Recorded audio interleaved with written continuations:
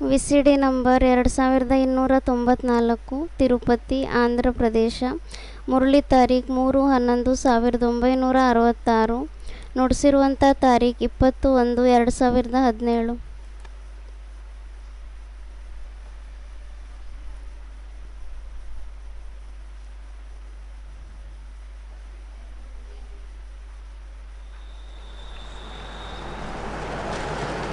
रात्रि क्लास चल रहा था 3/11/1966 का।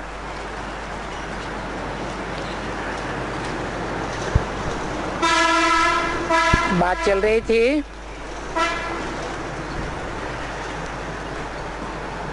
कि बाप कहते हैं मुझे याद करो। ಮಾತು ನಡೀತಾ ಇತ್ತು. ತಂದೆ ಹೇಳ್ತಾರೆ ನನ್ನನ್ನು ನೆನ್ಪು ಮಾಡಿ.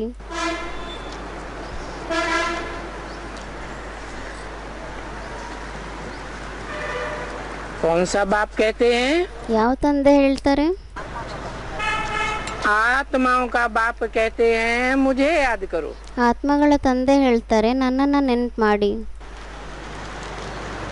परंतु आत्माओं के बाप को अपना मुख तो है ही नहीं। ಆದರೆ ಆತ್ಮಗಳ ತಂದೆಗಂತೂ ತಮ್ಮ ಮುಖ ಅಂತೂ ಇಲ್ವೇ ಇಲ್ಲ.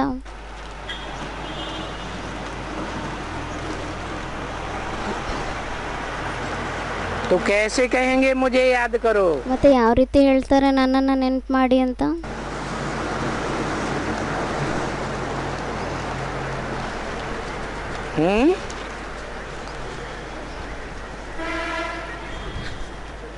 कहते हैं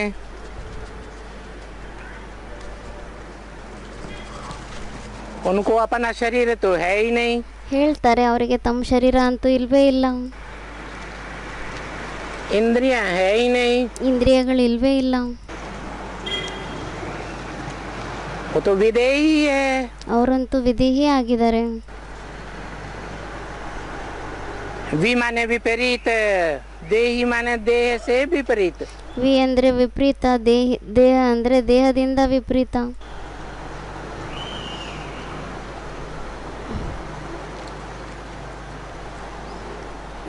तो बताते हैं ब्रह्मा के मुख से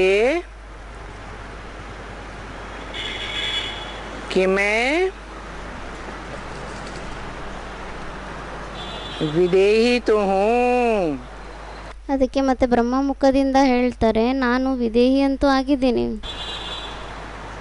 परंतु मुकर्रर रथ द्वारा तुमको कहता हूँ।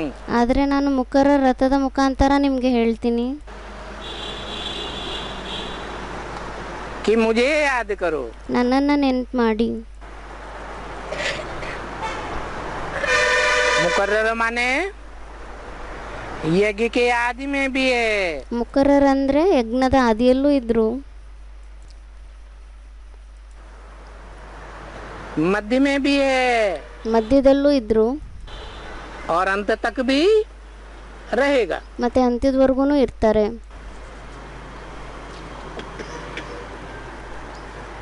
टेम्पररी रथ नहीं बताया।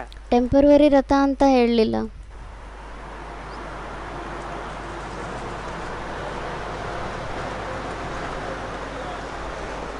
क्योंकि लिबरेटर है ना।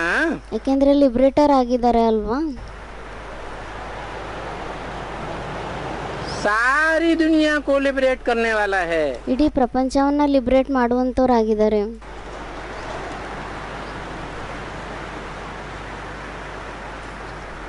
तो संगम युग के आदि की बात है ಮತ್ತೆ ಸಂಗಮ ಯುಗದ ಆದಿಯ ಮಾತಾಗಿದೆನಾ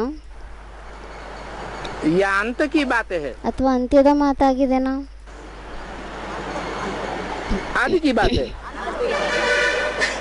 सबको लिबरेट करके ले जाएगा। ಕೇಳ್ತಾ ಇದ್ದಾರೆ ಬಾಬಾ ಇದು ಆದಿಯ ಮಾತಾಗಿದೆನಾ ಅಥವಾ ಅಂತ್ಯದ ಮಾತಾಗಿದೆನಾ? ಎಲ್ಲರನ್ನೂ ಲಿಬರೇಟ್ ಮಾಡಿ ಕರ್ಕೊಂಡು ಹೋಗ್ತಾರೆ. कोई भी धर्म वाला क्यों न हो, ಯಾವುದೇ ಧರ್ಮದವರಾಗಿರ್ಲಿ ಬಲೆ, धर्म पिता ही क्यों न हो, ಧರ್ಮಪಿತರೇ ಆಗಿರ್ಲಿ ಬಲೆ,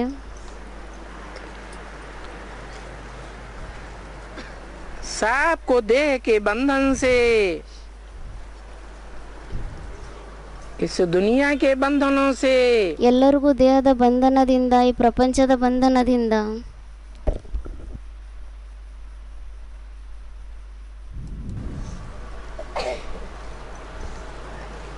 रावण राज्य के बंधन से छुड़ा के ले जाएगा। ರಾವಣ ರಾಜ್ಯದ ಬಂಧನದಿಂದ ಬಿಡುಗಡೆ ಮಾಡಿ ಕರ್ಕೊಂಡು ಹೋಗ್ತಾರೆ. और लिबरेट भी कहाँ आकर के करते हैं? ಮತ್ತೆ ಲಿಬ್ರೇಟ್ ಸಹ ಎಲ್ಲಿ ಬಂದ್ಬಿಟ್ಟು ಮಾಡ್ತಾರೆ?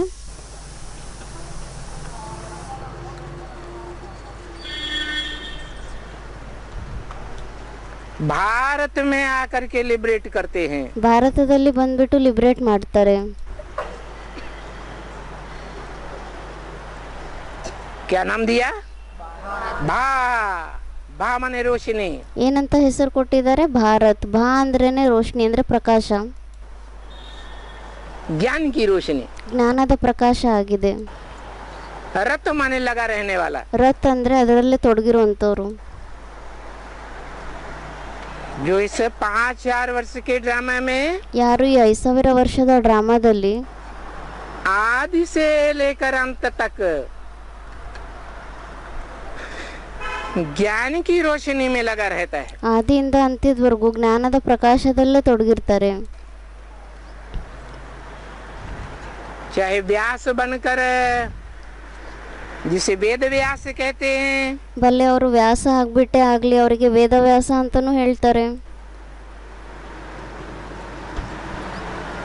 उन वेदों की व्याख्या करने वाला, ಆ ವೇದಗಳ ವ್ಯಾಖ್ಯಾ ಮಾಡುವಂತವ್ರು, आरण्यक या शतपथ ब्राह्मण जैसे शास्त्र लिखने वाला, ಆರಣ್ಯಕ ಅಥವಾ ಶತಪಥ ಬ್ರಾಹ್ಮಣರು ಈ ತರ ಶಾಸ್ತ್ರಗಳನ್ನ ಬರೆಯುವಂತವ್ರು, अथवा उपनिषद लिखने वाला, ಅಥವಾ ಉಪನಿಷತ್ ಬರೆಯುವಂತವ್ರು,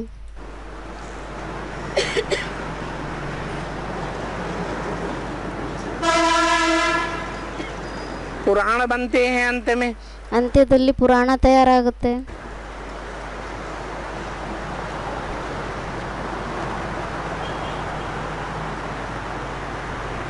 महाभारत पुराण, भागवत पुराण, ಮಹಾಭಾರತ ಪುರಾಣ, ಭಾಗವತ್ ಪುರಾಣ. क्योंकि शूटिंग पीरियड में जब भगवान बाप आते हैं, ಏಕೆಂದ್ರೆ ಶೂಟಿಂಗ್ ಪೀರಿಯಡ್ ನಲ್ಲಿ ಯಾವಾಗ ಭಗವಂತ ತಂದೆ ಬರ್ತಾರೆ, तो भी वही काम करता है। ಅವಾಗ ಅವರು ಸಹ ಅದೇ ಕೆಲಸ ಮಾಡ್ತಾರೆ. और ब्रॉड ड्रामा में भी वही पार्ट बजाता है। ಮತ್ತೆ ಬ್ರಾಡ್ ಡ್ರಾಮಾದಲ್ಲೂ ಸಹ ಅದೇ ಪಾತ್ರವನ್ನ ಮಾಡ್ತಾರೆ. चाहे वाचा से पार्ट बजाता है, ಬಲೆ ಅವರು ವಾಣಿಯಿಂದ ಪಾತ್ರವನ್ನ ಮಾಡ್ತಾರೆ, चाहे कर्मेंद्रियों से पार्ट बजाता है, ಅಥವಾ ಕರ್ಮೇಂದ್ರಿಯಗಳಿಂದ ಪಾತ್ರವನ್ನ ಮಾಡ್ತಾರೆ.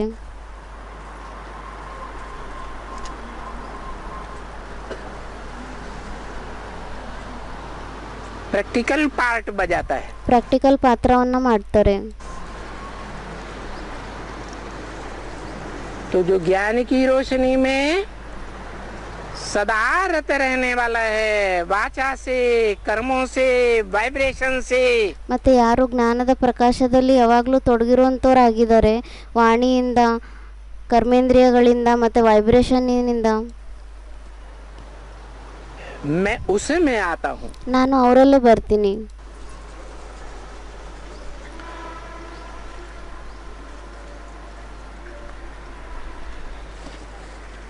और वो है कहाँ का वासी? ಮತ್ತೆ ಅವರು ಎಲ್ಲಿರುವಂತವರಾಗಿದ್ದಾರೆ? जिसमें आता हूँ वो कहाँ का वासी है? ನಾನು ಯಾರಲ್ಲಿ ಬರ್ತೀನಿ ಅವರು ಎಲ್ಲಿಯ ವಾಸಿ ಆಗಿದ್ದಾರೆ? कोई देश है, ಯಾವುದಾದ್ರೂ ದೇಶ ಇದೆನಾ? विनाशी देश है ವಿನಾಶಿ ದೇಶ ಆಗಿದೆನಾ? या अविनाशी देश है? ಅಥವಾ ಅವಿನಾಶಿ ದೇಶ ಆಗಿದೆನಾ? अविनाशी खंड भारत में आता हूँ। ಅವಿನಾಶಿ ಖಂಡ ಭಾರತದಲ್ಲೇ ಬರ್ತಾರೆ. और जो दूसरे दूसरे खंड हैं ಮತ್ತೆ ಬೇರೆ ಯಾವುದೇ ಬೇರೆ ಬೇರೆ ಖಂಡಗಳಿದೆ, वो अविनाशी नहीं है। ಅದು ಅವಿನಾಶಿ ಆಗಿಲ್ಲ. क्रिश्चियंस का यूरोपीय खंड, ಕ್ರಿಶ್ಚಿಯನ್ಸ್ನವರ ಯುರೋಪಿಯನ್ ಖಂಡ ಆಗಿದೆ. इस्लामियों का अरब खंड, ಇಸ್ಲಾಮಿಗಳ ಅರಬ್ ಕಂಟ್ರಿ ಆಗಿದೆ. मुसलमानों का अफगानिस्तान, पाकिस्तान आदि खंड, ಮುಸಲ್ಮಾನರದು ಅಫ್ಘಾನಿಸ್ತಾನ್, ಪಾಕಿಸ್ತಾನ್ ಈ ಇತ್ಯಾದಿ ಖಂಡಗಳೇನೇ ಇದೆ. बौद्धियों का चीन जापान खंड, ಬೌದ್ಧಿಯವ್ರದ್ದು ಚೀನ್ ಜಪಾನ್ ಖಂಡ ಆಗಿದೆ. ये 2500 वर्ष से पहले इनकी कोई हिस्ट्री नहीं मिलती. 2500 ವರ್ಷಗಳ ಹಿಂದೆ ಇವ್ರದ್ದು ಏನು ಹಿಸ್ಟ್ರಿನೇ ಸಿಗೋದಿಲ್ಲ. ये थे ही नहीं. ಇವರು ಇರಲೇ ಇಲ್ಲ ಅವಾಗ. जब द्वैतवादी युग आता है, ಯಾವಾಗ ದ್ವೈತ್ಯವಾದಿ ಯುಗ ಬರುತ್ತೆ, दो धर्म,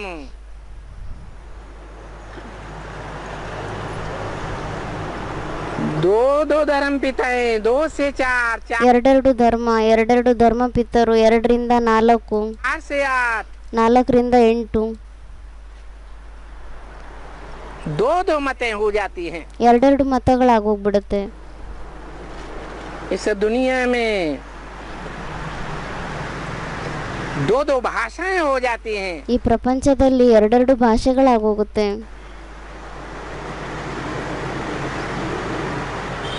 ऐसे द्वैतवादी खंडों में मैं नहीं आता हूँ. ಈ ತರ ದ್ವೈತ್ಯವಾದಿ ಖಂಡಗಳಲ್ಲಿ ನಾನು ಬರೋದಿಲ್ಲ.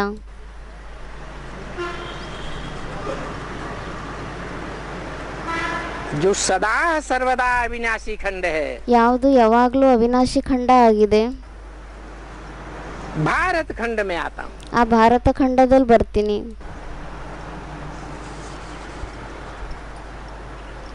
तो जरूर यहाँ भारत खंड में आकर के लिबरेट करेंगे. ಮತ್ತೆ ಖಂಡಿತವಾಗಿ ಇಲ್ಲಿ ಭಾರತ ಖಂಡದಲ್ಲಿ ಬಂದ್ಬಿಟ್ಟು ಲಿಬರೇಟ್ ಮಾಡ್ತಾರೆ. और पावन भी तो यहाँ आकर करेंगे ना. ಮತ್ತೆ ಪಾವನರನ್ನಾಗೂ ಸಹ ಇಲ್ಲೇ ಬಂದ್ಬಿಟ್ಟು ಮಾಡ್ತಾರೆ ಅಲ್ವಾ. क्योंकि पवित्रता की मान्यता, ब्रह्मचर्य की मान्यता, ಏಕೆಂದ್ರೆ ಪವಿತ್ರತೆಯ ಮಾನ್ಯತೆ ಏನಿದೆ, ಬ್ರಹ್ಮಚರ್ಯದ ಮಾನ್ಯತೆ कौन से देश में है? ಅದು ಯಾವ ದೇಶದಲ್ಲಿದೆ? भारत देश में. ಭಾರತ ದೇಶದಲ್ಲಿದೆ. यहाँ कन्याओं माताओं की पवित्रता के ऊपर जितना ध्यान दिया जाता है, ಇಲ್ಲಿ ಭಾರತದಲ್ಲಿ ಕನ್ಯೆ ಮಾತೆಯರ ಪವಿತ್ರತೆ ಮೇಲೆ ಎಷ್ಟು ಗಮನ ಕೊಡಲಾಗುತ್ತೆ, उतना विदेशों में कहीं भी ध्यान नहीं दिया जाता. ಅಷ್ಟು ವಿದೇಶಗಳಲ್ಲಿ ಎಲ್ಲೂ ಗಮನ ಕೊಡೋದಿಲ್ಲ.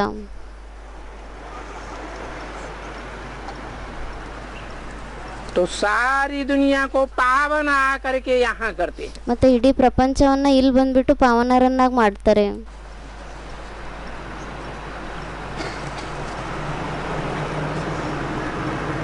वहाँ आत्मलोक में बैठ करके, ಅಲ್ಲಿ ಆತ್ಮಲೋಕದಲ್ಲಿ ಕುತ್ಕೊಂಡ್ಬಿಟ್ಟು, ब्रह्मलोक में बैठ करके, पारलोक में बैठ करके ಆ ಬ್ರಹ್ಮಲೋಕದಲ್ಲಿ ಕುತ್ಕೊಂಡು ಅಥವಾ ಪಾರಲೋಕದಲ್ಲಿ ಕುತ್ಕೊಂಡು थोड़ा ही कुछ करते हैं. ಅಲ್ಲಿ ಕುತ್ಕೊಂಡು ಏನಾದ್ರೂ ಮಾಡ್ತಾರಾ? ಇಲ್ಲ.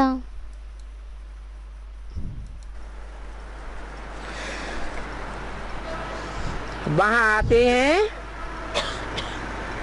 जहाँ मेरा जन्म दिवस मनाया जाता है. ಅಲ್ಲಿ ಬರ್ತಾರೆ ಎಲ್ಲಿ ಅವರ ಜನ್ಮ ದಿವಸವನ್ನ ಆಚರಿಸಲಾಗುತ್ತೆ. क्या नाम है जन्म दिवस का? ಆ ಜನ್ಮ ದಿವಸದ ಹೆಸರು ಏನಾಗಿದೆ? महाशिवरात्रि. ಮಹಾಶಿವರಾತ್ರಿ. छोटी मोटी रात्रि नहीं, ಚಿಕ್ಕ ಪುಟ್ಟ ರಾತ್ರಿ ಅಲ್ಲ, बड़े से बड़ी अज्ञान अंधकार की रात्रि. ದೊಡ್ಡಕ್ಕಿಂತ ದೊಡ್ಡ ಅಜ್ಞಾನ ಅಂಧಕಾರದ ರಾತ್ರಿ. कब होती होगी? ಮತ್ತೆ ಅದು ಯಾವಾಗ ಆಗುತ್ತೆ? दुनिया जब सतो प्रधान है सतयुग में, ಪ್ರಪಂಚ ಯಾವಾಗ ಸತ್ಯುಗದಲ್ಲಿ ಸತೋಪ್ರಧಾನ ಆಗಿದೆ, त्रेता में सत्व सामान्य है, ತ್ರೇತಾಯುಗದಲ್ಲಿ ಸತೋ ಸಾಮಾನ್ಯ ಆಗಿದೆ, तब तो अज्ञान की रात्रि नहीं होती. ಅವಾಗಂತೂ ಅಜ್ಞಾನದ ರಾತ್ರಿ ಇರೋದಿಲ್ಲ.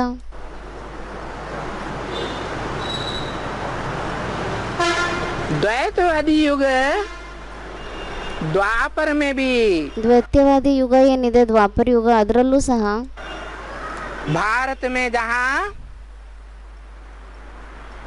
बड़े बड़े ज्ञान के ग्रंथ लिखे जाते हैं, ಆ ಭಾರತದಲ್ಲಿ ಯಾವಾಗ ಅಲ್ಲಿ ದೊಡ್ಡ ದೊಡ್ಡ ಗ್ರಂಥಗಳನ್ನ ಬರೆಯಲಾಗುತ್ತೆ, जिनमें ज्ञान भक्ति और वैराग का विवरण होता है, ಅದರಲ್ಲಿ ಜ್ಞಾನ ಭಕ್ತಿ ಮತ್ತೆ ವೈರಾಗ್ಯದ ವಿವರಣೆ ಇರುತ್ತೆ. वो भी रजो प्रधान युग है. ಅದು ಸಹ ರಜೋಪ್ರಧಾನ ಯುಗ ಆಗಿದೆ.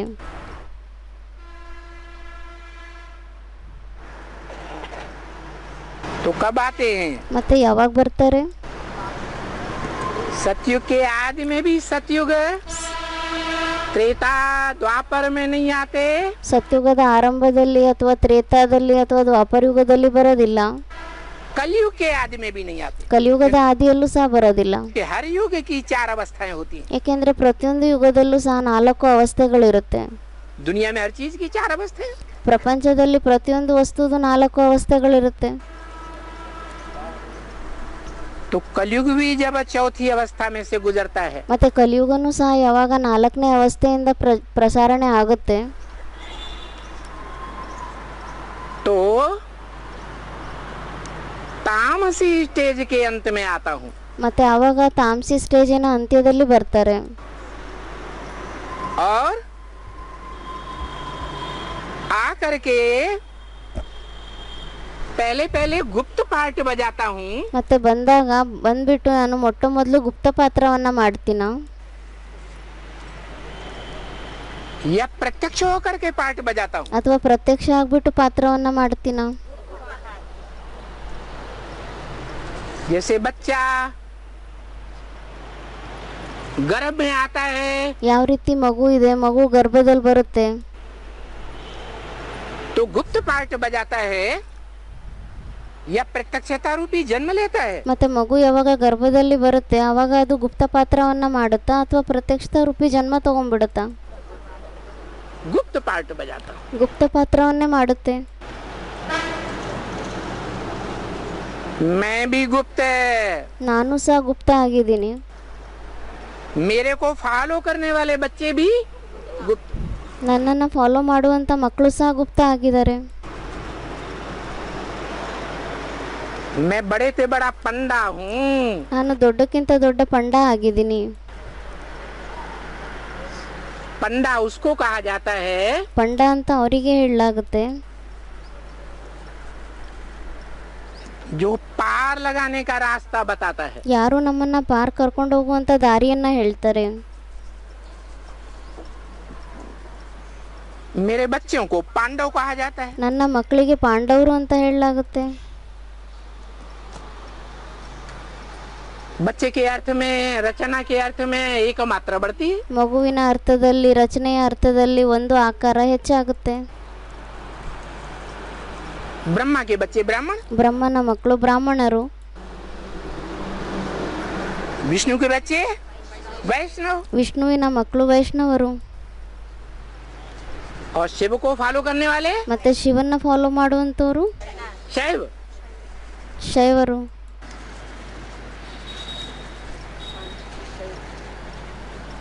तो मेरे जो पांडव बच्चे हैं वो गुप्त होकर के घूमते हैं. ಮತ್ತೆ ಯಾರು ನನ್ನ ಪಾಂಡವ ಮಕ್ಕಳಾಗಿದ್ದಾರೆ ಅವರು ಗುಪ್ತರಾಗ್ಬಿಟ್ಟು ತಿರುಗಾಡ್ತಾರೆ. और मैं तो हूँ ही इस रंगमंच का डायरेक्टर. ಮತ್ತೆ ನಾನಂತೂ ಆಗಿದ್ದೀನಿ ಈ ರಂಗಮಂಚದ ಡೈರೆಕ್ಟರ್. डायरेक्टर पर्दे के पीछे रहता है ಡೈರೆಕ್ಟರ್ ಯಾರು ಇರ್ತಾರೆ ಅವರು ಕರ್ಟನಿನ ಹಿಂದ್ಗಡೆ ಇರ್ತಾರ या देखने में आता है? ಅಥವಾ ನೋಡ್ಲಿಕ್ಕೆ ಕಾಣಿಸ್ತಾರ? पर्दे के पीछे रहता है. ಕರ್ಟನಿನ ಹಿಂದೆ ಇರ್ತಾರೆ. तो मैं यहाँ आकर के लिबरेट करता हूँ. ಮತ್ತೆ ನಾನು ಇಲ್ಲಿ ಬಂದ್ಬಿಟ್ಟು ಲಿಬ್ರೇಟ್ ಮಾಡ್ತೀನಿ.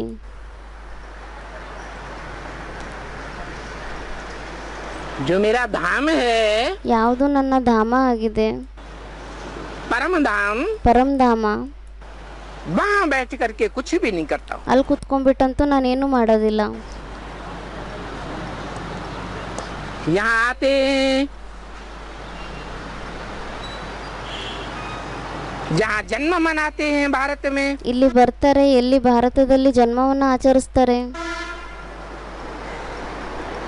देखो किस बात का जन्म मनाते हैं. ನೋಡಿ ಯಾವ ಮಾತಿನ ಜನ್ಮವನ್ನು ಆಚರಿಸ್ತಾರೆ.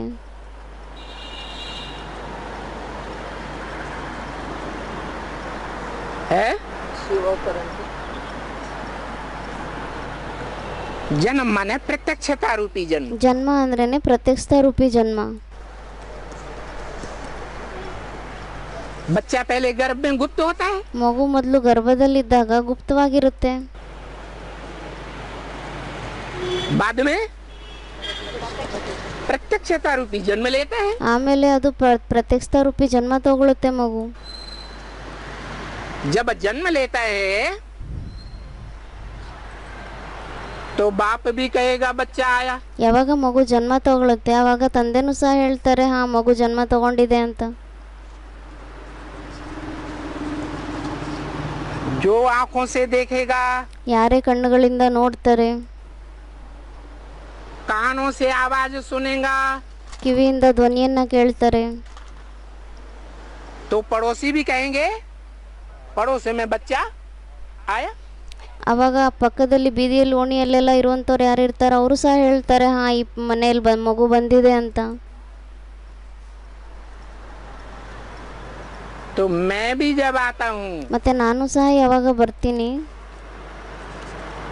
तो जो प्रैक्टिकल में आए हुए मुझे देखे, ಮತ್ತೆ ಯಾರು ಪ್ರಾಕ್ಟಿಕಲ್ ಅಲ್ಲಿ ನನ್ನನ್ನು ನೋಡ್ತಾರೆ ಬಂದಿರೋದನ್ನ, उसके मुख से अनायास निकले दिल की आवाज, ಅವ್ರ ಮುಖದಿಂದ ಅಕಸ್ಮಾತ್ ಆಗಿ ಧ್ವನಿ ಬರುತ್ತೆ, मेरा बाप आ गया. ನನ್ನ ತಂದೆ ಬಂದ್ಬಿಟ್ಟಿದ್ದಾರೆ ಅಂತ. किसका बाप? ಯಾರ ತಂದೆ ಆಗಿದ್ದಾರೆ? क्रिश्चियंस का नहीं, कोई धर्म विशेष का नहीं, ಕ್ರಿಶ್ಚಿಯನ್ಸ್ ಅವರ ತಂದೆ ಅಲ್ಲ, ಅಥವಾ ಯಾವುದೇ ಧರ್ಮ ವಿಶೇಷದವರಾಗಿದ್ದಾರೆ ಅವ್ರ ತಂದೆನೂ ಅಲ್ಲ. सिर्फ ब्रह्मा कुमार कुमारियों का भी नहीं, ಕೇವಲ ಬ್ರಹ್ಮಕುಮಾರ್ ಕುಮಾರಿಯರಿಗೂ ಸಹ ಅಲ್ಲ. जो अपन को प्रजापिता ब्रह्मा कुमार कुमारियां कहते हैं, ಯಾರು ಸ್ವಯಂವನ್ನ ನಾವು ಪ್ರಜಾಪಿತ ಬ್ರಹ್ಮಕುಮಾರ್ ಕುಮಾರಿಯರಾಗಿದ್ದೀವಿ ಅಂತ ಹೇಳ್ತಾರೆ उनका भी नहीं. ಅವ್ರಿಗೂ ಸಹ ತಂದೆ ಅಲ್ಲ. जो देखे इन आँखों से, ಯಾರು ನೋಡ್ತಾರೆ ಈ ಕಣ್ಣುಗಳಿಂದ, जो सुने इन कानों से, ಯಾರು ಈ ಕಿವಿಗಳಿಂದ ಕೇಳಿಸ್ಕೊಂತಾರೆ, सबके मुख से दिल की आवाज निकले ಎಲ್ಲರ ಮುಖದಿಂದ ಹೃದಯದಿಂದ ಈ ಧ್ವನಿ ಬರಬೇಕು, कि मेरा भगवान गॉड फादर आ गया. ನನ್ನ ಭಗವಂತ ಗಾಡ್ ಫಾದರ್ ಯಾರಿದ್ದಾರೆ ತಂದೆ ಅವ್ರು ಬಂದ್ಬಿಟ್ಟಿದ್ದಾರೆ ಅಂತ.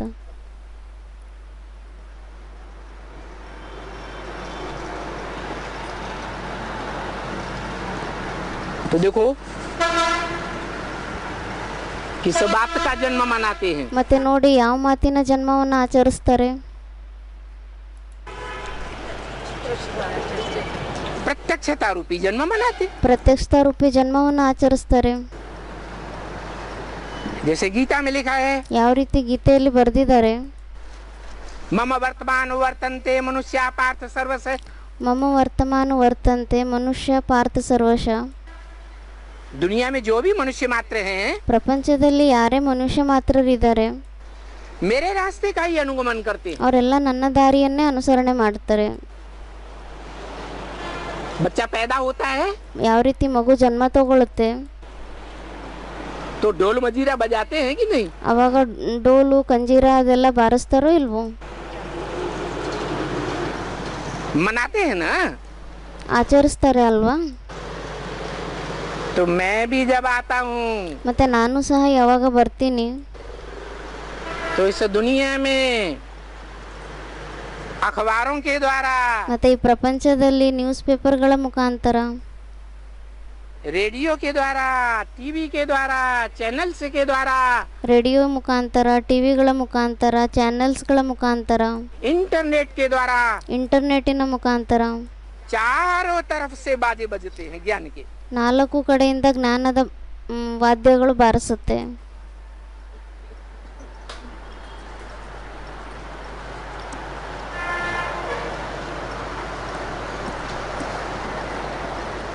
कब आया? ಮತ್ತೆ ಯಾವಾಗ ಬರ್ತಾರೆ? आया?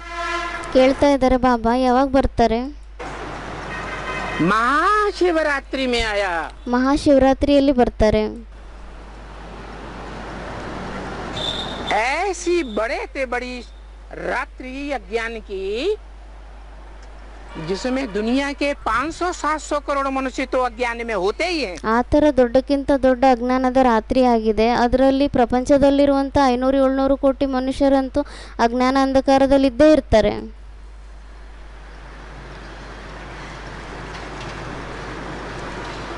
जो वर्षों से दम भरते हैं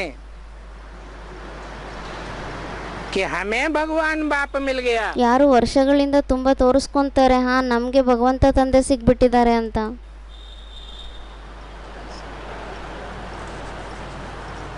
ब्रह्मा की औलाद ब्रह्मा कुमार ನಾವು ಬ್ರಹ್ಮನ ಮಕ್ಕಳಾಗಿದ್ದೀವಿ, ಬ್ರಹ್ಮಕುಮಾರರಾಗಿದ್ದೀವಿ. अथवा प्रजापिता ब्रह्मा की औलाद प्रजापिता ब्रह्मा कुमार कहलाते हैं। ಅಥವಾ ಪ್ರಜಾಪಿತ ಬ್ರಹ್ಮನ ಮಕ್ಕಳಾಗಿದ್ದೀವಿ, ಪ್ರಜಾಪಿತ ಬ್ರಹ್ಮಕುಮಾರರು ಅಂತ ಹೇಳಿಸ್ಕೊಂತೀವಿ. वो सब अज्ञान अंधकार में आ जाते हैं। ಅವರೆಲ್ಲರೂ ಅಜ್ಞಾನ ಅಂಧಕಾರದಲ್ಲಿ ಬಂದ್ಬಿಡ್ತಾರೆ.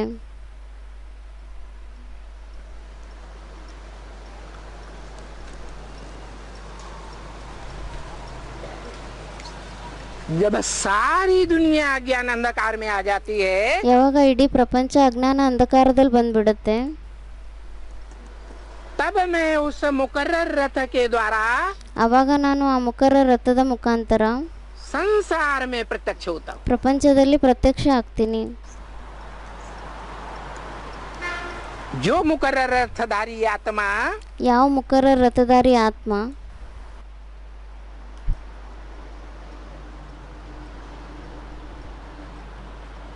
आदि काल में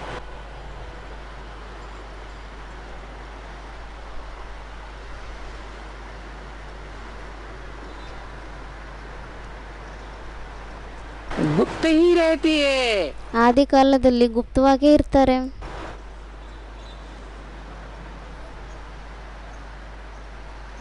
जो सारी सृष्टि की माँ है, ಯಾರು ಇಡೀ ಸೃಷ್ಟಿಯ ತಾಯಿ ಆಗಿದ್ದಾರೆ, जिसे कहा जाता है ब्रह्मा। ಅವರಿಗೆ ಹೇಳಲಾಗುತ್ತೆ ಬ್ರಹ್ಮ. ब्रह्मा ने बड़ी, माँ माने माँ। ಬ್ರಹ್ಮ ಅಂದ್ರೇನು? ದೊಡ್ಡ ತಾಯಿ.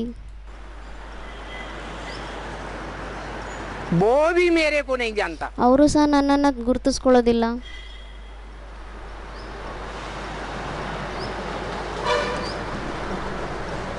और ब्रह्मा कुमार कुमारी भी मेरे को नहीं पहचान पाते। ಮತ್ತೆ ಬ್ರಹ್ಮಕುಮಾರ್ ಕುಮಾರಿಯರು ಸಹ ನನ್ನನ್ನು ಗುರುತಿಸ್ಕೊಳ್ಳಿಕ್ಕೆ ಆಗೋದಿಲ್ಲ.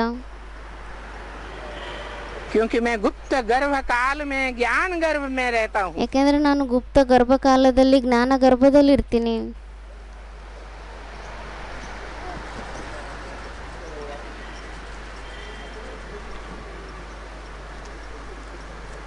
वो ब्रह्मा कुमार कुमारी या प्रजापिता ब्रह्मा कुमार कुमारी ಆ ಬ್ರಹ್ಮಕುಮಾರ್ ಕುಮಾರಿಯರು ಅಥವಾ ಪ್ರಜಾಪಿತ ಬ್ರಹ್ಮಕುಮಾರ್ ಕುಮಾರಿಯರು सन 76 में जो बाप का प्रत्यक्षता वर्ष मनाया जाता है, 76ನೇ ಇಸ್ವಿಯಲ್ಲಿ ಯಾವಾಗ ತಂದೆಯ ಪ್ರತ್ಯಕ್ಷ ರೂಪಿ ಜನ್ಮವನ್ನು ಆಚರಿಸಲಾಗುತ್ತೆ, उस बाप के प्रत्यक्षता वर्ष में भी मैं नहीं आता हूँ। ಆ ತಂದೆಯ ಪ್ರತ್ಯಕ್ಷತಾ ವರ್ಷದಲ್ಲೂ ಸಹ ನಾನು ಬರೋದಿಲ್ಲ. तो किसका प्रत्यक्षता वर्ष मनाया? ಮತ್ತೆ ನಾನು ಯಾರ ಪ್ರತ್ಯಕ್ಷತಾ ವರ್ಷವನ್ನು ಆಚರಿಸ್ತೀನಿ?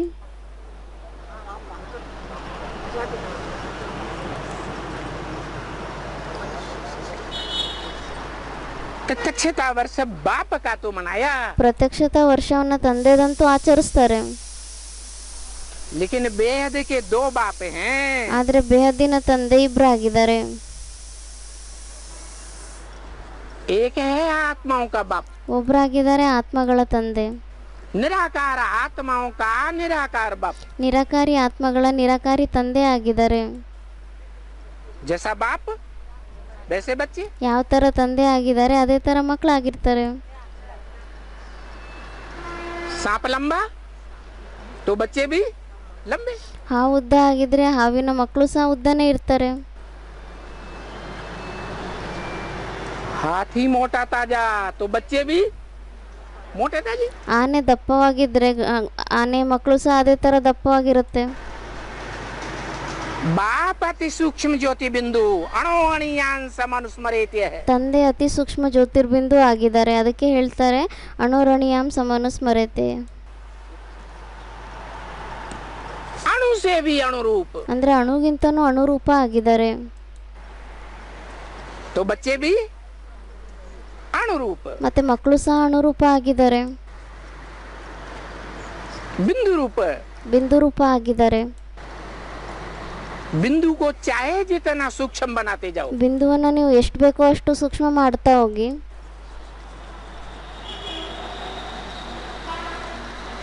तो वो आत्माओं का बाप तो बेहद का है ही बाप. ಮತ್ತೆ ಆತ್ಮಗಳ ತಂದೆ ಅಂತೂ ಬೇಹದ್ದಿನ ತಂದೆ ಆಗಿದ್ದಾರೆ. लेकिन इस मनुष्य सृष्टि में ಆದರೆ ಈ ಮನುಷ್ಯ ಸೃಷ್ಟಿಯಲ್ಲಿ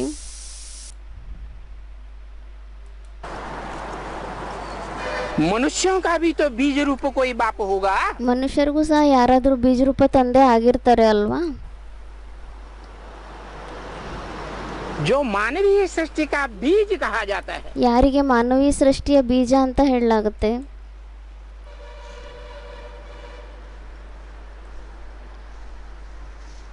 आदिदेव कहा जाता है. ಆದಿದೇವ ಅಂತ ಹೇಳಲಾಗುತ್ತೆ. सारी मनुष्य सृष्टि का आदि. ಇಡೀ ಮನುಷ್ಯ ಸೃಷ್ಟಿಯ ಆದಿ ಆಗಿದ್ದಾರೆ. मुसलमानों में आदम कहा जाता है. ಮುಸಲ್ಮಾನರಲ್ಲಿ ಆದಮ್ ಅಂತ ಹೇಳಲಾಗುತ್ತೆ. क्रिश्चियंस में एडम कहा जाता है. ಕ್ರಿಶ್ಚಿಯನ್ಸ್ ನಲ್ಲಿ ಆಡಮ್ ಅಂತ ಹೇಳಲಾಗುತ್ತೆ. जैनियों में आदिनाथ कहा जाता है. ಜೈನಿಗಳಲ್ಲಿ ಆದಿನಾಥ ಅಂತ ಹೇಳಲಾಗುತ್ತೆ.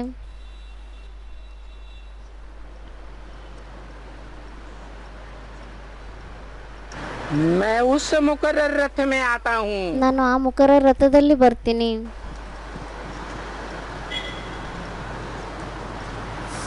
जब आता हूँ तो एग्जैक्ट कलयुग का अंत है. ಮತ್ತೆ ಯಾವಾಗ ನಾನು ಬರ್ತೀನಿ ಆವಾಗ ಎಕ್ಸಾಕ್ಟ್ ಕಲಿಯುಗದ ಅಂತ್ಯ और सतयुग आदि का संगम कहा जाता है. ಕಲಿಯುಗದ ಅಂತ್ಯ ಮತ್ತೆ ಸತ್ಯುಗದ ಆದಿಯ ಸಂಗಮ ಅಂತ ಹೇಳಲಾಗುತ್ತೆ.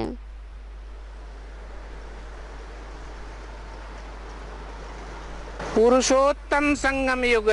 ಪುರುಷೋತ್ತಮ ಸಂಗಮ ಯುಗ ಅಂತ ಹೇಳಲಾಗುತ್ತೆ. जिस युग में शरीर रूपी पुरी में शयन करने वाली आत्माओं का बाप ಯಾವ ಪುರಿಯಲ್ಲಿ ಶರೀರ ರೂಪಿ ಪುರಿಯಲ್ಲಿ ಶಯನ ಮಾಡುವಂಥ ಆತ್ಮಗಳ ತಂದೆ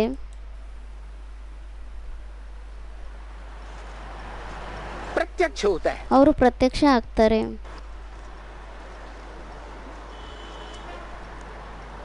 तो सवाल हुआ 76 में जो बाप का प्रत्यक्षता वर्ष मनाया, ಮತ್ತೆ ಪ್ರಶ್ನೆ ಬರುತ್ತೆ 76ನೇ ಇಸ್ವಿಯಲ್ಲಿ ಯಾವುದು ತಂದೆಯ ಪ್ರತ್ಯಕ್ಷತಾ ರೂಪಿ ವರ್ಷವನ್ನು ಆಚರಿಸ್ತಾರೆ?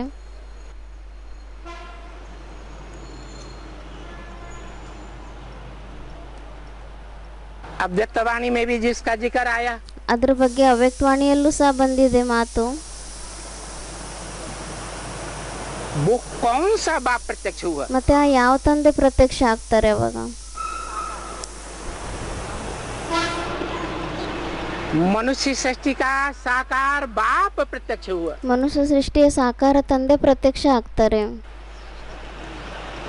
जिसके लिए मुरली में बोलते हैं भगवान बाप, ಅದಕ್ಕೋಸ್ಕರ ಭಗವಂತ ತಂದೆ ಮುರಳಿಗಳಲ್ಲಿ ಹೇಳ್ತಾರೆ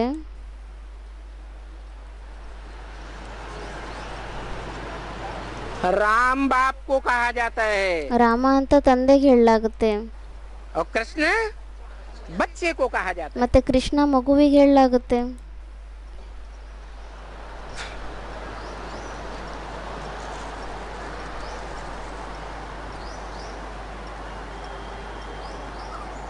राम को सूर्यवंशी कहते हैं. ರಾಮನ್ಗೆ ಸೂರ್ಯವಂಶಿ ಅಂತ ಹೇಳ್ತಾರೆ.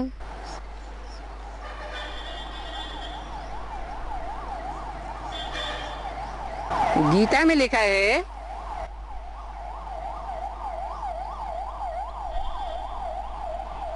कि गीता माता का रचयिता ಗೀತೆಯಲ್ಲಿ ಬರೆದಿದ್ದಾರೆ ಏನಂತ, ಗೀತೆ ಮಾತಾ ಯಾರಿದ್ದಾರೆ, ಗೀತಾ ಮಾತಾ ಅವ್ರ ರಚಯಿತ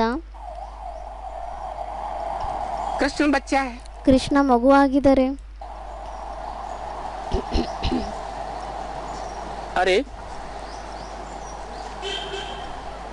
रचयिता बच्चा होता है ಅದಕ್ಕೆ ಬಾಬಾ ಹೇಳ್ತಾ ಇದ್ದಾರೆ, ಅರೆ ರಚಯಿತ ಮಗು ಆಗಿರುತ್ತಾ या बालिग होता है? ಅಥವಾ ಬಾಲಿಗರಾಗಿರ್ತಾರ ಅಂದ್ರೆ ಯುವ ಆಗಿರ್ತಾರ?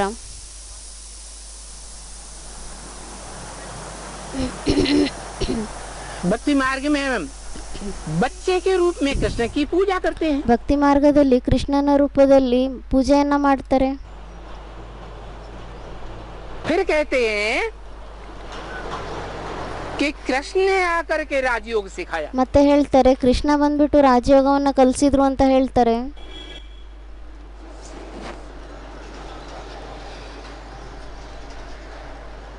राजयोग सिखा करके राज की बातें बता करके ರಾಜಯೋಗವನ್ನ ಕಲಿಸ್ಬಿಟ್ಟು ರಹಸ್ಯದ ಮಾತನ್ನ ಹೇಳ್ಬಿಟ್ಟು सीखने वाले बच्चों को जन्म जन्मांतर का राजा बनाया। ಕಲಿಯುವಂತ ಮಕ್ಕಳಿಗೆ ಅವರು ಜನ್ಮ ಜನ್ಮಾಂತರದ ರಾಜರನ್ನಾಗಿ ಮಾಡ್ತಾರೆ.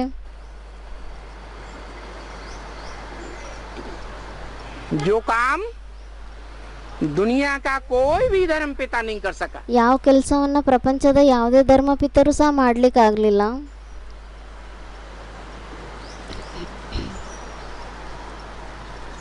किसी ने राजाई करना नहीं सिखाई। ಯಾರು ಸಹ ರಾಜಾಯಿಯನ್ನ ಮಾಡೋದನ್ನ ಕಲಿಸ್ಕೊಟ್ಟಿಲ್ಲ.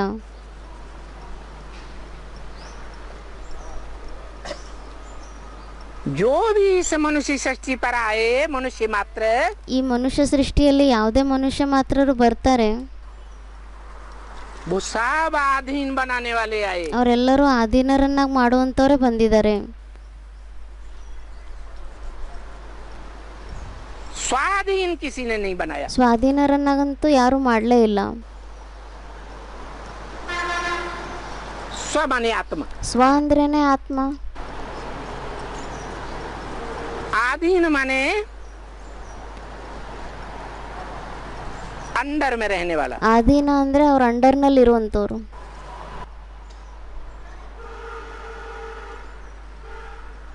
तो स्वाधीन तो वो ही बनाएगा ಮತ್ತೆ ಸ್ವಾಧೀನರನ್ನಂಗಂತೂ ಅವರೇ ಮಾಡ್ತಾರೆ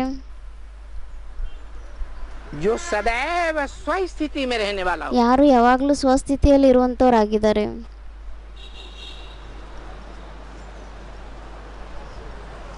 वो तो एक ही आत्मा है ಅವರಂತೂ ಒಬ್ಬರೇ ಆತ್ಮ ಆಗಿದ್ದಾರೆ.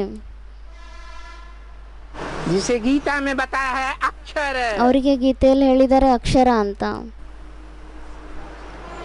कभी भी क्षरित नहीं होता, ಅವ್ರು ಯಾವತ್ತೂ ಕ್ಷರಿತ ಆಗೋದಿಲ್ಲ, कभी भी पतित नहीं होता। ಅವ್ರು ಯಾವತ್ತೂ ಪತಿತರಾಗಲ್ಲ. उसकी शक्ति कभी भी क्षीण नहीं होती। ಅವ್ರ ಶಕ್ತಿ ಯಾವತ್ತೂ ಕ್ಷೀಣ ಆಗಲ್ಲ. क्यों नहीं होती? ಯಾಕೆ ಆಗೋದಿಲ್ಲ? क्योंकि वो जन्म मरण के चक्र से न्यारा है। ಯಾಕೆಂದ್ರೆ ಅವರು ಜನನ ಮರಣದ ಚಕ್ರದಿಂದ ಪರೆ ಆಗಿದ್ದಾರೆ.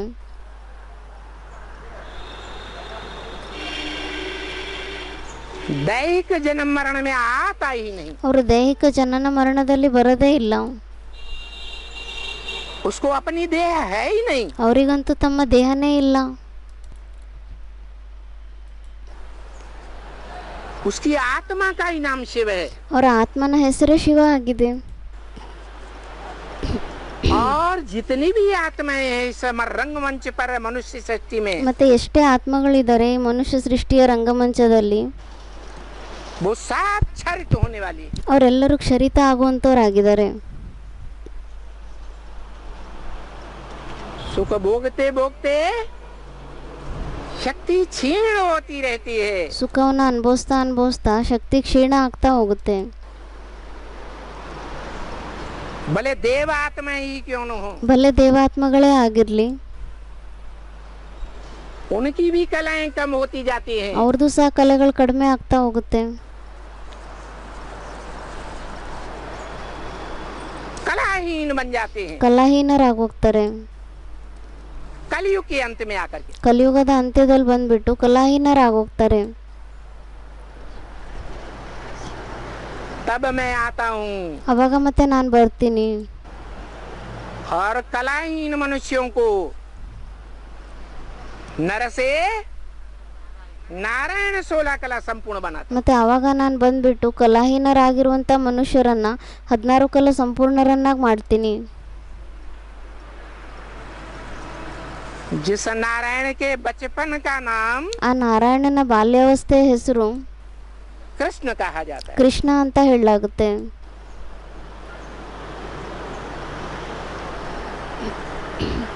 जिससे कृष्ण की पूजा होती है, ಆ ಕೃಷ್ಣನ ಪೂಜೆ ನಡೆಯುತ್ತೆ. जिस राम की पूजा होती है, ಆ ರಾಮನ ಪೂಜೆ ನಡೆಯುತ್ತೆ.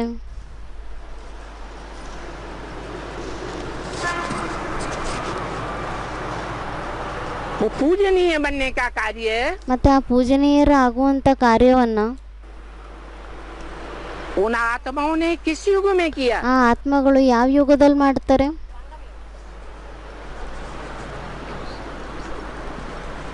जब पुरुषोत्तम संगम युग पर भगवान बाप आते हैं, ಯಾವಾಗ ಪುರುಷೋತ್ತಮ ಸಂಗಮ ಯುಗದಲ್ಲಿ ಭಗವಂತ ತಂದೆ ಬರ್ತಾರೆ,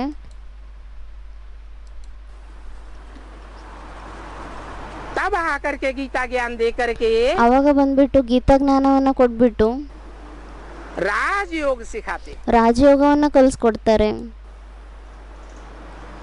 अब सवाल पैदा होता है, ಮತ್ತೆ ಇವಾಗ ಪ್ರಶ್ನೆ ಉತ್ಪನ್ನ ಆಗುತ್ತೆ, कृष्ण तो बच्चा, ಕೃಷ್ಣ ಅಂತೂ ಮಗು ಆಗಿದ್ದಾರೆ, कृष्ण तो 16 कला संपूर्ण, ಕೃಷ್ಣ ಅಂತೂ 16 ಕಲಾ ಸಂಪೂರ್ಣ ಆಗಿದ್ದಾರೆ. 16 कला संपूर्ण बनाने वाला भगवान 16 ಕಲಾ ಸಂಪೂರ್ಣರನ್ನಾಗಿ ಮಾಡುವಂತ ಭಗವಂತ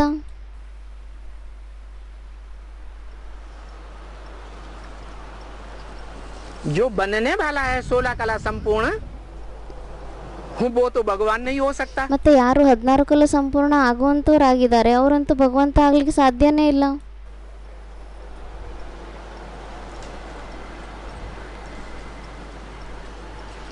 गाते भी हैं, हे कृष्ण नारायण वासुदेव, ಹಾಡನ್ನು ಹಾಡ್ತಾರೆ, ಹೇ ಕೃಷ್ಣ ನಾರಾಯಣ ವಾಸುದೇವ.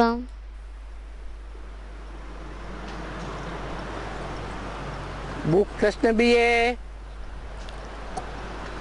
नारायण भी है, ಅವರು ಕೃಷ್ಣನೂ ಆಗಿದ್ದಾರೆ, ನಾರಾಯಣನೂ ಆಗಿದ್ದಾರೆ, वासुदेव भी है. ವಾಸುದೇವನೂ ಆಗಿದ್ದಾರೆ.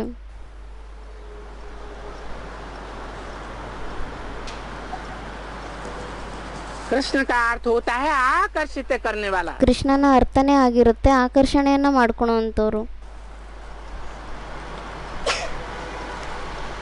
सारी मनुष्य सृष्टि को आकर्षित करता है. ಇಡೀ ಮನುಷ್ಯ ಸೃಷ್ಟಿಯನ್ನ ಆಕರ್ಷಣೆ ಮಾಡ್ಕೊಂತಾರೆ.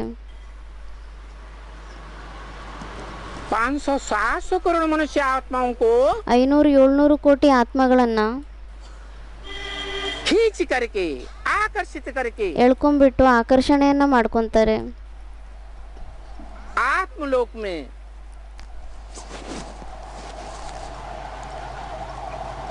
परम धाम में ले जाता है. ಎಲ್ಲರನ್ನೂ ಎಳೆದ್ಬಿಟ್ಟು ಆತ್ಮಲೋಕದಲ್ಲಿ ಪರಮಧಾಮಕ್ಕೆ ಕರ್ಕೊಂಡು ಹೋಗ್ತಾರೆ.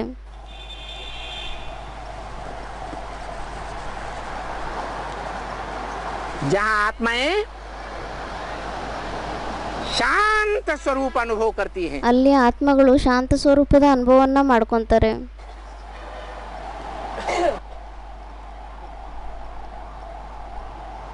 ये कलयुगी दुनिया तो अशांति की दुनिया है. ಈ ಕಲಿಯುಗಿ ಪ್ರಪಂಚ ಅಂತೂ ಅಶಾಂತಿಯ ಪ್ರಪಂಚ ಆಗಿದೆ.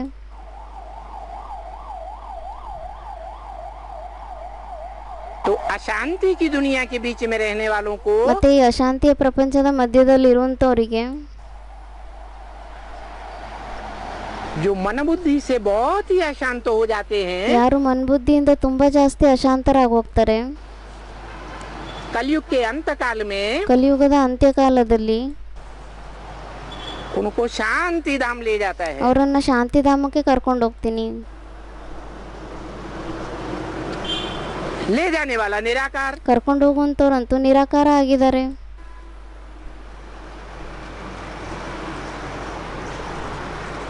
भले कृष्ण साकार है, ಭಲೆ ಕೃಷ್ಣ ಸಾಕಾರ ಆಗಿದ್ದಾರೆ.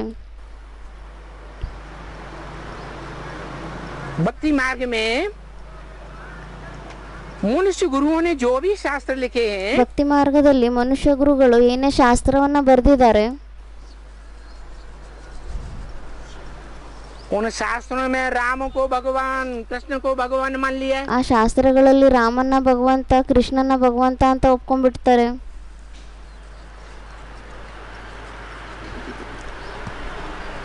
परंतु वो तो कलाओं में बंधे हुए हैं. ಆದ್ರೆ ಅವರಂತೂ ಕಲೆಗಳಲ್ಲಿ ಬಂಧಾಯಮಾನರಾಗಿದ್ದಾರೆ. भगवान के लिए तो गाते हैं. ಭಗವಂತನಿಗೋಸ್ಕರ ಅಂತೂ ಗಾಯನ ಮಾಡ್ತಾರೆ. कलातीत कल्याण कल्पांतकारी. ಕಲಾತೀತ ಕಲ್ಯಾಣ ಕಲ್ಪಾಂತಕಾರಿ ಅಂತ.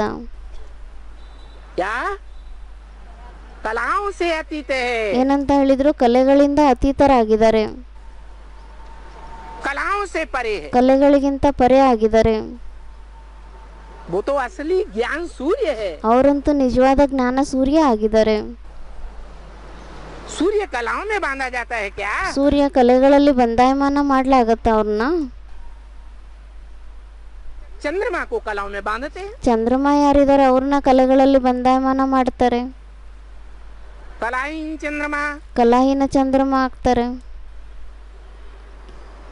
16 कला संपूर्ण चंद्रमा. 16 ಕಲಾ ಸಂಪೂರ್ಣನೂ ಆಗ್ತಾರೆ ಚಂದ್ರಮ.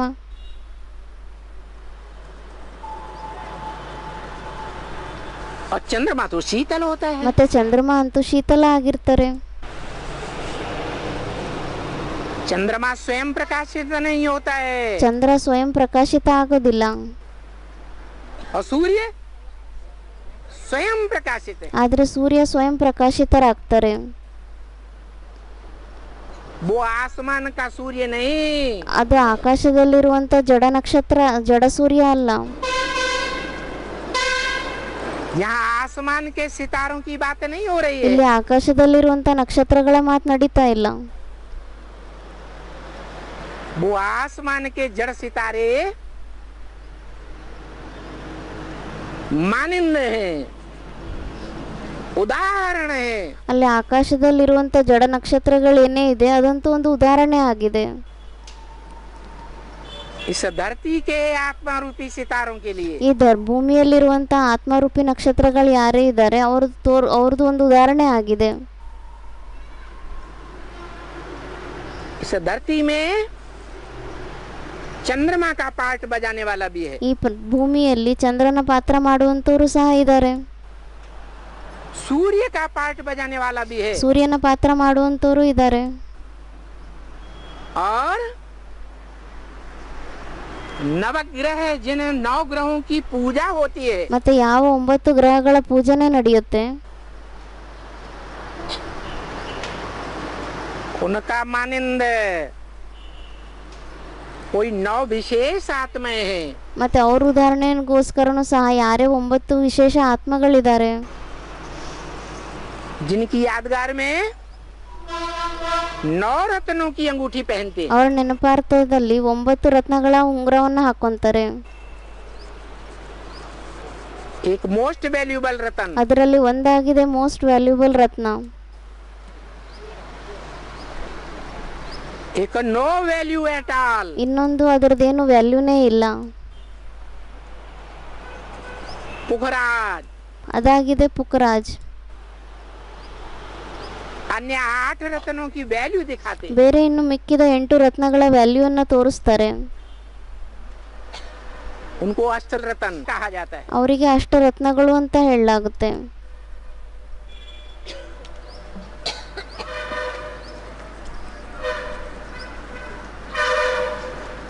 उस निराकार भगवान की ये अष्ट मूर्तियां गाई हुई है. ಮತ್ತೆ ಆ ನಿರಾಕಾರ ಭಗವಂತನಿಗೆ 8 ಮೂರ್ತಿಗಳು ಅಂತ ಗಾಯನ ಇದೆ. जिनकी पूजा जिनके मंदिर ಅವ್ರ ಪೂಜೆ ಅವರ ದೇವಸ್ಥಾನ खास दक्षिण भारत में मिलते. ವಿಶೇಷವಾಗಿ ದಕ್ಷಿಣ ಭಾರತದಲ್ಲೇ ಸಿಗುತ್ತೆ.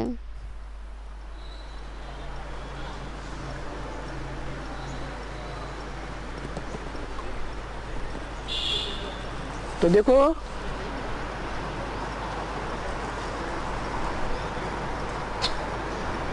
वो 8 विशेष आत्माओं को चुनता है। ಮತ್ತೆ ನೋಡಿ ಅವರು ಆ 8 ವಿಶೇಷ ಆತ್ಮಗಳನ್ನ ಆಯ್ಕೆ ಮಾಡ್ತಾರೆ. पहली राजधानी स्थापन करने के लिए ಮೊಟ್ಟ ಮೊದಲು ರಾಜಧಾನಿಯನ್ನ ಸ್ಥಾಪನೆ ಮಾಡ್ಲಿಕ್ಕೋಸ್ಕರ जो इसे सृष्टि की पहली सात्विक राजधानी होती। ಅದು ಈ ಸೃಷ್ಟಿಯಲ್ಲಿ ಸ್ಥಾಪನೆ ಆಗುವಂತ ಮೊಟ್ಟ ಮೊದಲ ಸಾತ್ವಿಕ ರಾಜಧಾನಿ ಆಗಿರುತ್ತೆ. 100% सात्विक, ಅದು 100% ಸಾತ್ವಿಕ ಆಗಿರುತ್ತೆ. राजधानी में सिर्फ राजा रानी ही नहीं होते, ರಾಜಧಾನಿಯಲ್ಲಿ ಕೇವಲ ರಾಜಾರಾಣಿನೇ ಇರೋದಿಲ್ಲ. राजा रानी के सहयोग देने वाली भुजाएं, ರಾಜಾರಾಣಿಗೆ ಸಹಯೋಗ ಕೊಡುವಂತ ಭುಜಗಳು, महामंत्री, मंत्री, सेनापति आदि भी होते हैं। ಮಂತ್ರಿ ಆಗಿರ್ಲಿ, ಮಹಾಮಂತ್ರಿ ಆಗಿರ್ಲಿ, ಸೇನಾಪತಿ ಆಗಿರ್ಲಿ, ಎಲ್ಲರೂ ಇರ್ತಾರೆ. जो राज्य को चलाते हैं ಅವರು ರಾಜ್ಯವನ್ನ ನಡೆಸ್ಕೊಂಡು ಹೋಗ್ತಾರೆ. तो वो राज्य अधिकारी हैं। ಮತ್ತೆ ಅವರು ರಾಜ್ಯಾಧಿಕಾರಿ ಆಗಿದ್ದಾರೆ. विशेष श्रेष्ठ आत्माएं कही जाती हैं। ವಿಶೇಷವಾಗಿ ಶ್ರೇಷ್ಠ ಆತ್ಮಗಳು ಅಂತ ಹೇಳಲಾಗುತ್ತೆ.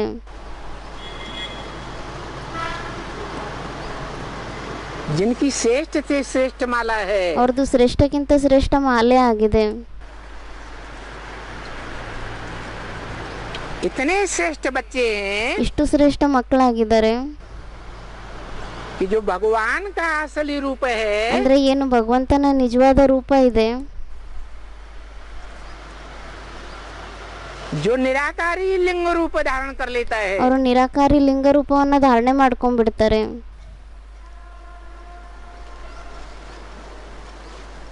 100% आत्मिक स्टेज में टिक जाता है। 100% ಆತ್ಮಿಕ ಸ್ಟೇಜ್ ನಲ್ಲಿ ಸ್ಥಿತ ಆಗ್ಬಿಡ್ತಾರೆ. नाक, आंख, कान, कर्मेंद्रियों, ಮೂಗು, ಕಣ್ಣು, ಕಿವಿ, ಬಾಯಿ, ಕರ್ಮೇಂದ್ರಿಯಗಳು, कोई इंद्रिय का ध्यान नहीं रहता। ಯಾವುದೇ ಇಂದ್ರಿಯಗಳ ಭಾನನೇ ಇರೋದಿಲ್ಲ.